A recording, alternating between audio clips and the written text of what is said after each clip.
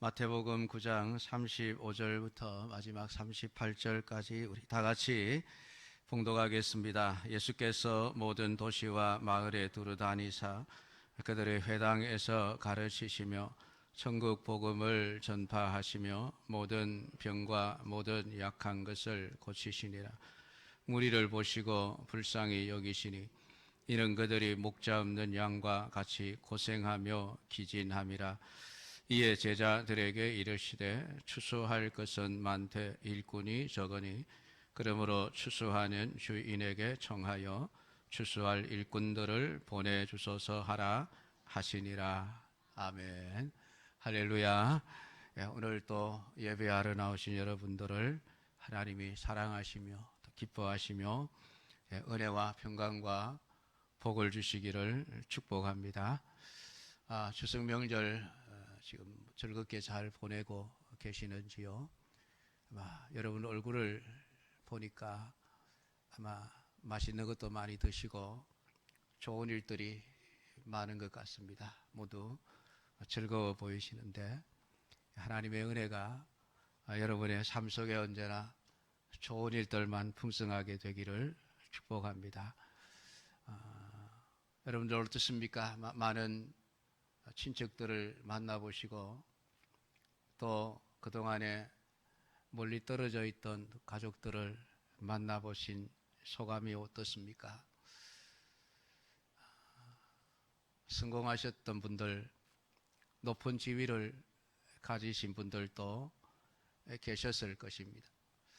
그런 분들을 보면서 모두들 아무 문제 없이 다 잘 살고 계시는구나, 그런 생각이 드시지는 않으셨는지요? 또 혹시 그들을 보면서 혹시 다른 시각으로 그분들을 보신 분들은 안 계시는지요? 예수님께서 갈릴리 지방을 순회하시면서 복음을 전하러 다니셨습니다. 회당에서 가르치시고 천국 복음을 전파하시고 모든 병과 모든 약한 것을 고치셨습니다. 예수님에게 수많은 사람들이 찾아 나왔고 그들을 보신 예수님의 마음속에 참 불쌍하다 하는 생각이 드셨다고 오늘 성경은 기록을 해놓고 있습니다. 무리를 보시고 불쌍히 여기시니, 여러분 예수님이 보신 분들이 어떤 분들이었을까요? 그냥 병든 자들, 약한 자들, 가난한 자들, 그들만 있었을까요? 사회적인 약자들만 예수님을 찾아왔을까요? 아마 그것은 아닐 것입니다. 예수님의 주위에는 언제나 권력자들도 있었고 또 지도자들도 있었고 부자들도 있었습니다. 그런 그들을 보시면서 예수님은 참 불쌍하다, 그렇게 여기셨다고 말씀을 합니다. 왜 예수님은 그들을 불쌍하게 여기셨을까요? 오늘 성경은 그들이 목자 없는 양과 같이 고생하며 기진함이라 라고 말씀을 해주고 있습니다. 그런데 놀라운 것은 그 다음 말씀입니다. 37절과 38절에 이에 제자들에게 이르시되 추수할 것은 많되 일꾼이 적으니 그러므로 추수하는 주인에게 청하여 추수할 일꾼들을 보내주소서 하라 하시니라. 뜬금없이 왜 이런 말씀을 제자들에게 하시는가 하는 겁니다. 사람들을 불쌍히 여기셨는데 목자 없는 양과 같이 고생하며 기진맥진해 있는 사람들을 보면서 불쌍하다 여기셨는데 왜 갑자기 제자들에게 추수할 것은 많은데 일꾼이 적다, 추수하는 주인에게 추수할 일꾼들을 보내달라고 해라, 왜 아무런 연관이 없을 것 같은 이 말씀을 제자들에게 하셨나라고 하는 겁니다. 이 말씀을 제대로 이해해야만 예수님이 사람들을 보고 불쌍히 여기셨다는 의미를 제대로 파악할 수 있습니다.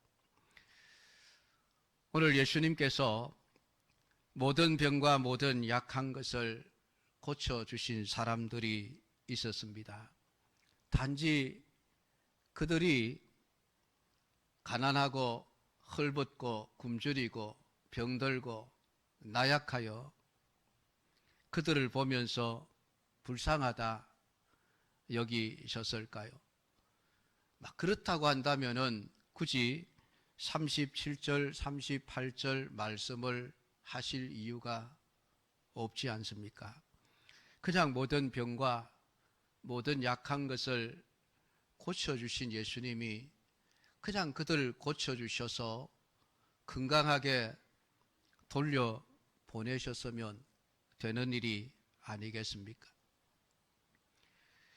오늘 37절과 38절의 말씀을 통해서 목자 없는 양과 같은 무리라고 하는 의미가 무엇이고 예수님께서 사람들을 왜 불쌍히 여기셨는가 하는 것을 알 수가 있습니다. 이 고생한다라고 하는 표현은 지쳐서 파김치가 된 상태를 가리키죠. 그냥 단어의 의미는 육체적으로 너무 하루 종일 일을 많이 해서 지쳐버린 상태를 이야기하는 말입니다. 기진한다라고 하는 말은 내팽겨쳐졌다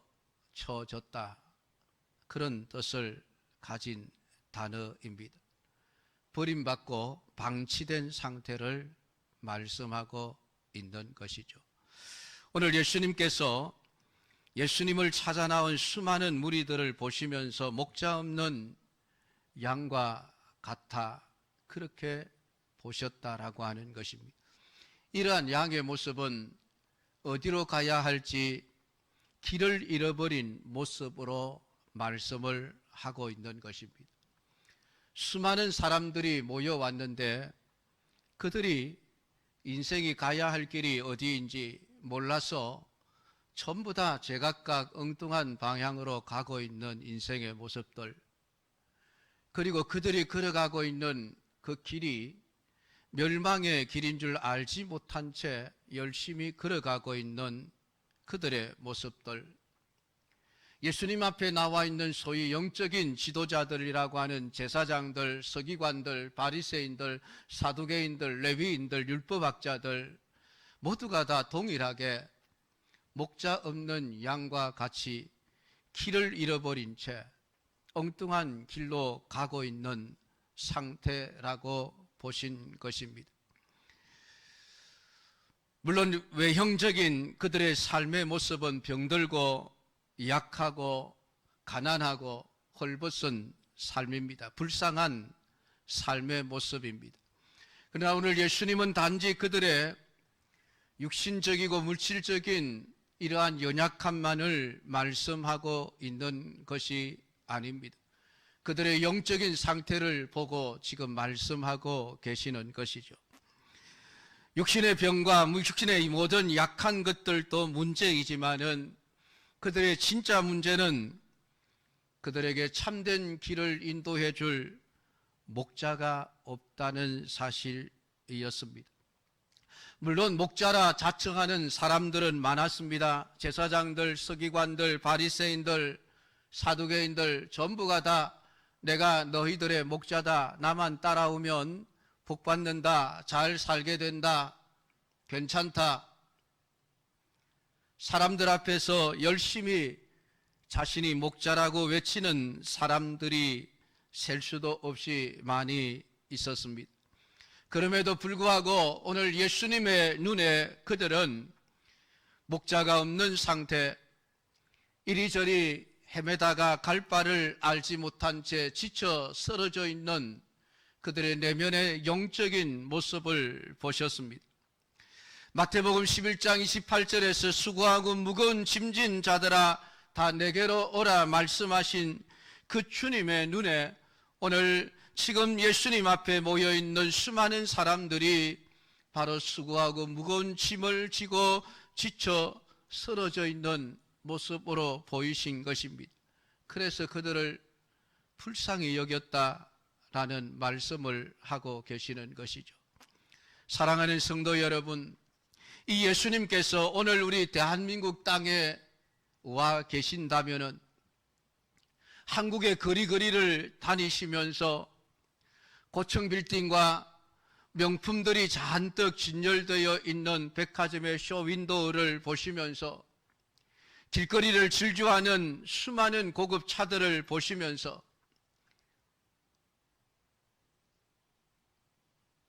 비싼 식당에 앉아 값비싼 음식들을 먹는 수많은 사람들을 보시면서, 아니 오늘 이 대구의 거리거리를 다니면서 오늘 우리가 읽는 이 영경동의 거리를 걸으면서 여기서 살아가는 사람들의 모습을 예수님께서 보신다면 그들을 어떻게 평가하실 것 같습니까?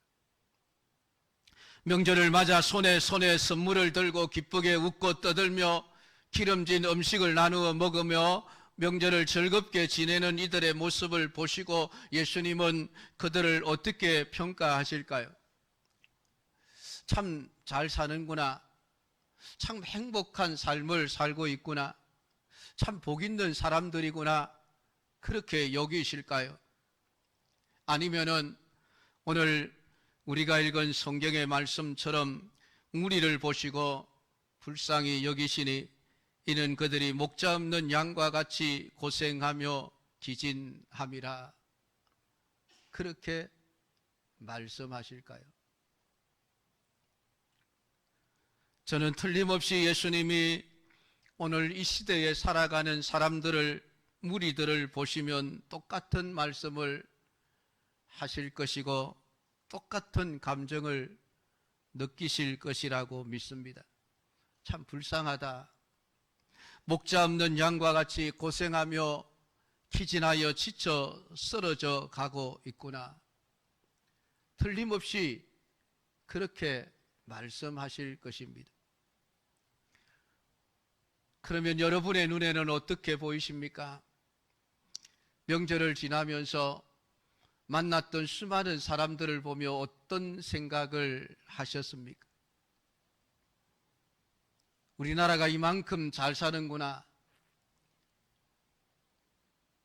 물론 외형적으로는 그럴 수 있습니다. 그런데 사람들의 영적인 모습을 본다면 과연 그들이 행복한 삶을 살아가고 있는 것일까요? 오늘날 신문을 펴보면 놀랄만한 사회상을 볼 수가 있습니다. 지난 6월 15일 보건복지부와 한국생명존중희망센터에서 2022년 자살 예방 백서라고 하는 책을 발간했습니다. 그곳에 수록된 통계를 보면 2020년 우리나라의 자살자 수는 13,195명이었습니다. 하루 평균 36명 꼴입니다. OECD 회원국과 비교했을 때에 자살률이 가장 높다는 것은 이미 오래전부터 우리가 다 알고 있는 사실입니다. 다른 나라들보다 2배 정도 높게 나타나고 있습니다. 성별로는 남자가 68.9%, 약 70%가 남자들이고 약 30%가 여자들입니다. 연령대별로는 50대가 가장 많았고 연령대가 높을수록 증가하여 80세 이상의 자살률도 높게 나왔습니다. 자살 동기를 보면 남자의 경우 10대, 20대는 정신적인 어려움 때문에 자살을 하는 경우들이 높았습니다. 30대부터 50대까지는 경제적인 어려움 때문에 자살하는 일이 많았습니다. 60대 이상은 육체적인 어려움이 높았으며 여성들은 모든 연령대에서 정신적인 어려움이 가장 높은 것으로 나타났습니다. 왜 이런 결과가 나올까요? 경제적으로는 대한민국이라는 나라가 국내 총생산 지수 GDP가 180만 달러입니다. 세계의 10번째에서 12번째로 조금 2단계 떨어졌습니다마는 그래도 세계에서 잘 사는 나라에 속하는 나라입니다. 1인당 GDP가 3만 5천 달러입니다. 세계 29위에 속합니다. 순위는 많이 떨어지는지 모르지만은 3만 5천 달러 1년에 약 3,600만 원에서 한 4천만 원 가까이 연봉이 된다는 이야기입니다. 물론 평균이지만은 경제적으로는 우리나라가 결코 못 사는 나라가 아니라는 것입니다. 그런데도 정신적인 자살자들이 많다. 어려움 때문에. 무엇을 이야기해 주는 것일까요? 또 한 가지 우리나라 범죄 현황을 살펴보면 강력 사건이 점점 많이 발생하고 있다는 것입니다. 2019년 말에 살인, 강도, 절도, 폭력 4대 강력 범죄 발생 현황을 보면 2년 동안에 46만 5천 건의 사건이 발생했다고 합니다. 하루 평균 640건이 발생한 것입니다. 먹고 살기는 6.25 이후 피폐했던 환경에 비하면은 왕들이나 누릴 수 있을 만큼 풍족한 삶을 누리고 있음에도 불구하고 왜 사람들의 정신은 점점 힘들어지고 왜 사람들은 점점 악해져 가는 것일까라고 하는 것입니다. 물질적인 문제가 아닙니다. 육신적인 문제가 아니라 영적인 문제 때문에 그렇다는 이야기입니다. 이런 대한민국의 백성들을 예수님이 보시면은 여전히 참 불쌍하다. 목자 없는 양과 같이 고생하며 희진하며 살아가고 있구나. 그렇게 보시지 않겠습니까? 오늘 그들에게 문제는 결국은 목자가 없다는 사실 때문입니다. 영적인 목자입니다. 오늘 그들의 영혼이 갈 바를 몰라 이리저리 방황하며 내가 도대체 어디로 가야 하는가, 어떤 삶을 살아야 하는가, 길을 찾지 못한 채 유리하는 영혼이기 때문에 그렇습니다. 만약 그들에게 시편 23편의 그 저자의 고백대로 여호와는 나의 목자시니 내가 부족함이 없으리로다, 그러한 믿음이 있었다고 한다면은, 그러한 은혜가 있었다고 한다면은 오늘 그들의 목자가 있어 그들을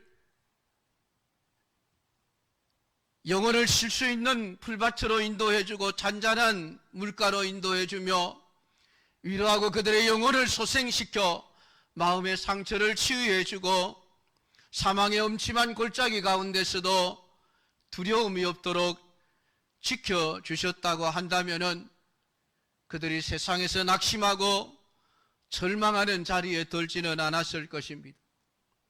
오늘 그들의 영혼이 피폐하지 않았더라고 한다면은 물질적인 풍요로움을 두고 악을 행하는, 서슴지 않고 범죄를 행하는 이런 일들을 행하지는 않았을 것입니다. 오늘 이 시대 사람들 역시 마찬가지입니다. 고생하며 유리하고 지치고 쓰러지는 자리에 있다는 사실입니다. 단지 우리가 그것을 보지 못하고 있다는 것이 문제입니다. 많은 사람들이 약한 자들을 보면 가장 먼저 멸시하는 태도를 가집니다. 사회적으로 짐이 되고 거추장스럽다, 멸시하고 업신여기는 태도를 가지는 사람들이 많이 있습니다. 그 사람들보다 좀 낫지만은 많은 사람들이 무관심하게 대합니다. 관심이 없다는 것이죠. 나와 무슨 상관이 있느냐? 내 일이 아니니까 상관이 없다. 참 안타깝게도 옆집에 혼자 살던 노인이 죽어도 모르는 사회가 되어져 버렸습니다. 한 가족이 어려움 때문에 고민하다가 견딜 수 없어 동반 자살을 선택해도 아무도 모른 채 지나가 버리는 이런 사회 속에 우리가 살아가고 있지 않습니까? 행여나 우리 믿음의 사람들이 그러한 삶을 살고 있지 않습니까? 수많은 사람들을 보면서 나와는 상관이 없다. 나는 구원받았으니까, 나는 지금 신앙생활 잘 하고 있으니까, 나는 천국 갈 거니까 별로 무관심한 채 오늘도 스쳐 지나가는 수많은 사람들이 있지 않은가요? 선한 사마리아 사람의 비유를 통해서 여리고를 가다가 강도를 만난 한 사람, 대제사장들, 레위 사람들 발견하고도 본체 만채 지나가 버리는 그런 태도를 우리가 견지하고 있는 것은 아닙니까? 예레미야에 가서 1장 12절을 보면 이런 말씀이 기록이 되어져 있습니다. 지나가는 모든 사람들이여, 너희에게는 관계가 없는가? 나의 고통과 같은 고통이 있는가 보아라. 여호와께서 그의 진노하신 날에 나를 괴롭게 하신 것이로다. 예레미야의 가슴 아픈 울부짖음입니다. 예레미야는 하나님께서 유다 백성들을 바벨론에 심판하실 것을 알고 있었습니다. 하나님의 심판이 임박했음에도 알지 못한 채 그들은 매일 먹고 마시며 떠들고 웃고 즐기며 살아가는 그러한 모습들, 하나님의 심판을 외쳐도 듣지 않는 수많은 사람들, 그들을 보면서 예레미야의 마음은 너무나도 고통스러웠습니다. 눈에 눈물이 마를 날이 없었다라고 말씀합니다.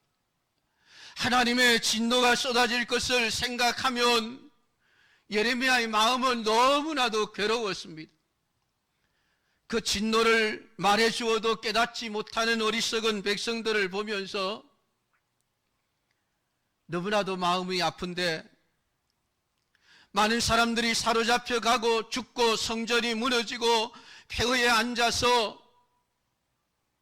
절망할 수밖에 없는 그런 모습들을 생각하면 아픈 가슴을 안고 눈물을 흘리며 통곡합니다. 그런데 그 예레미야의 곁을 지나가는 사람들 아무런 관심도 없이 지나가 버립니다. 그게 더 가슴 아픈 거예요. 사랑하는 성도 여러분, 오늘 우리 대한민국 모든 성도들을 향해서 지금 주님이 묻고 있는 것입니다. 너희는 관계가 없나? 나의 고통과 같은 고통이 있는가? 너희들의 마음을 보아라. 이게 예수님의 마음입니다. 오늘 수많은 무리들을 보시고 불쌍히 여기사 목자 없는 양과 같이 고생하며 기진하는 사람들을 보시고 너무나도 마음이 아프신 예수님께서 제자들에게 지금 그렇게 묻고 있는 것입니다. 추수할 것은 많되 일꾼이 적으니 그러므로 추수하는 주인에게 청하여 추수할 일꾼들을 보내주소서 하라. 뜬금없는 말씀을 하시는 이유가 그것입니다. 너희들 지금 저 사람들의 영적인 상태를 보느냐라고 하는 것입니다.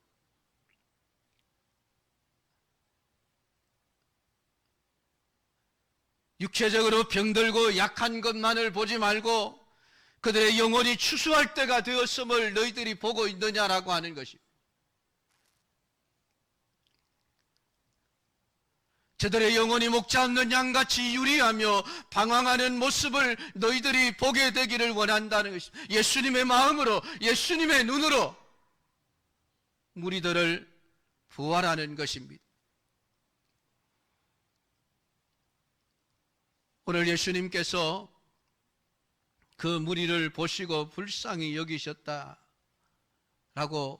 말씀하고 있는데, 이 불쌍히 여기셨다는 단어를 영어 성경은 compassion이라는 단어로 번역을 해놓았습니다. 이 compassion이라는 말은 같이 고생한다는 의미입니다. 예수님께서 지치고 쓰러져 가는 백성들을 보면서 그들의 마음이 아픔과 같이 예수님 자신도 같은 고통을 느끼고 있다는 것입니다. 나는 지금 저 백성들이 불쌍해서 아파서 견딜 수가 없다. 제자들 너희들 그 고통을 느끼느냐라고 하는 겁니다. 사랑하는 성도 여러분, 매일 스쳐 지나가는 사람들, 여러분의 대문을 마주하고 있는 이웃 사람들, 직장 동료들, 학교 친구들, 매일 보면서 어떤 생각을 하십니까? 어떤 존재로 보이십니까? 잘 먹고 잘 살고 있는 존재로 보이십니까? 오늘 우리가 그들의 영적인 상태를 볼 수 있는 눈이 열려져야만 합니다. 목자 없는 양과 같이 고생하며 기진하는 그들의 영적인 상태가 우리의 눈에 보여져야만 합니다. 참 불쌍하다라는 생각이 들어야만 합니다. 그들을 보고 우리의 마음이 아파야만 합니다. 추수할 때가 되었음에도 불구하고 그것을 깨닫지 못한 채 여전히 세상의 것만을 추구하며 살아가는 그 사람들의 영적인 상태를 보면서 불쌍하다 여겨져야만 합니다. 오늘 예수님은 그들이 불쌍하여 견딜 수가 없었습니다. 가만히 앉아 계실 수가 없었습니다. 모든 도시와 마을에 두루 다니사 그들의 회당에서 가르치시며 천국 복음을 전파하시며 모든 병과 모든 약한 것을 고치시니라. 왜 예수님이 이렇게 힘든 삶을 사셨습니까? 사람들이 불쌍해서 그냥 앉아 있을 수가 없었기 때문입니다. 피곤하지만은 힘들지만은 사방으로 다니면서 복음을 전하셨습니다. 진리를 가르치셨습니다. 암탉이 병아리를 모으듯 선한 목자가 되시는 예수님 자신에게로 사람들의 영혼을 인도하기 위하여 할 수 있는 모든 일을 다 하셨습니다.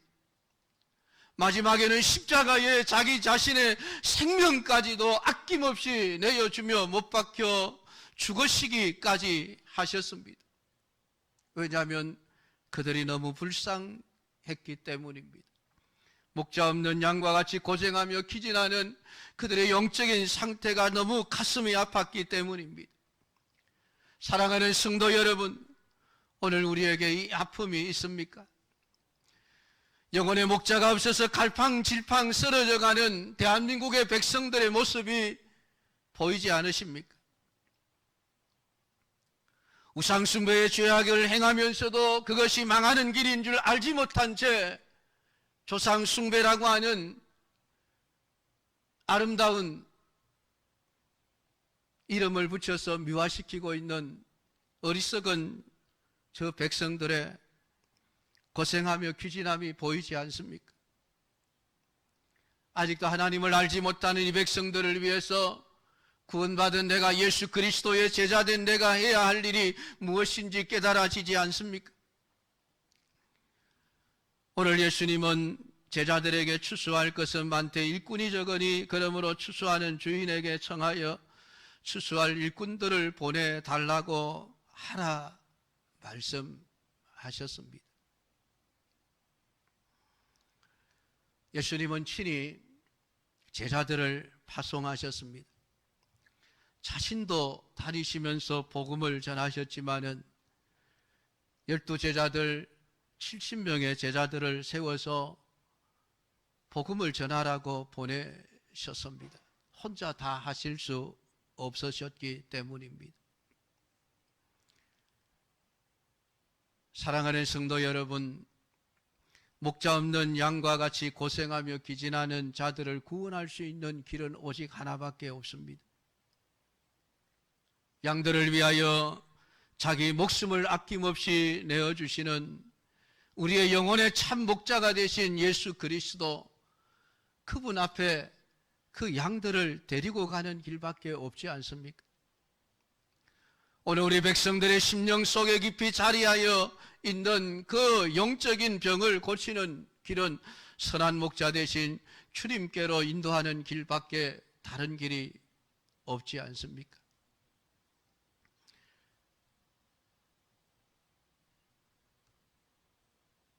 예수님께서 왜 저들을 불쌍히 여기시며 제자들에게 추수할 일꾼에 대하여 말씀하십니까? 단지 육신적인 문제라고 한다면 이런 말씀을 하실 이유가 없습니다. 병 고쳐주시면 되었습니다. 약한 것 고쳐주셨으면 되었습니다. 차라리 복권 당첨이 되게 하시든지, 하늘에서 돈 보따리를 안겨주시든지, 일 안 하고도 먹고 사실 수 있도록 만나를 내려주시든지 하시면 되었을 것입니다. 그런데 제자들에게 추수할 일꾼을 보내달라고 하라 말씀하시는 겁니까? 영적인 문제이기 때문에 그렇습니다. 이제 곧 예수님의 십자가의 죽으심으로 인하여 시작되어질 마지막 영적인 추수 때가 되었기 때문에 그렇습니다. 영혼의 문제이기 때문에 그렇습니다. 사랑하는 성도 여러분, 오늘 우리는 사람들의 외형적인 모습보다는 영혼의 상태를 볼 수 있어야만 합니다. 저들을 보면서 잘 살고 있구나가 아니라 참 불쌍하다 하는 생각이 들어야만 합니다. 저들을 위해서 내가 무엇을 해야 할까를 생각해야만 합니다. 추수할 때가 되었구나라고 하는 것을 깨달아야만 합니다. 추수할 일이 많구나 하는 사실을 깨달아야만 합니다. 출소할 일꾼을 보내달라고 우리는 하나님께 기도해야만 합니다. 기도하다가 보면 아마 주님은 여러분을 향해서 네가 가라 그렇게 말씀하실 것입니다. 오늘 예수님의 의도도 그것입니다. 출소할 일꾼들을 보내어 주소서 하라 하시는 말씀은 너희들이 가라는 이야기입니다.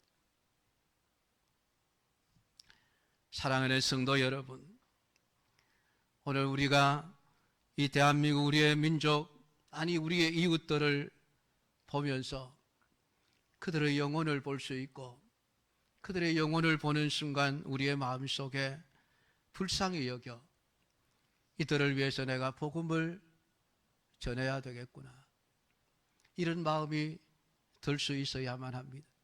우리 영광교회 출석하는 모든 성도들의 마음속에 예수님의 마음이 있기를 원합니다. 예수님의 눈으로 사람들을 볼 수 있기를 원합니다. 저들을 불쌍히 여기고 저들에게 유일한 선한 목자이신 예수 그리스도를 소개할 수 있고 증거할 수 있는 믿음의 삶을 살아내시는 우리 모든 성도들이 되기를 주님의 이름으로 축복합니다. 기도하겠습니다.